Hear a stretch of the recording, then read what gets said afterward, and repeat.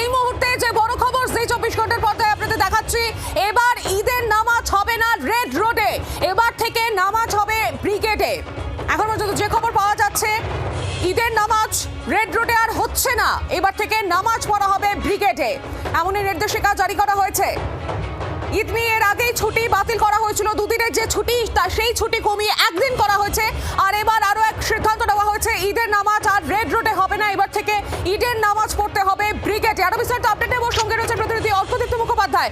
অর্কদীপ্ত, দেখো, ঈদের নামাজ যেটা 28শে মে হওয়ার কথা, যেটা রেড রোডে সাধারণত হয়েছে এত বছর আমরা দেখেছি, এবারে রেড রোডে হবে না, এমনটাই নবান্ন মারফত জানা যাচ্ছে, নবান্ন সূত্রে এটাই জানা যাচ্ছে।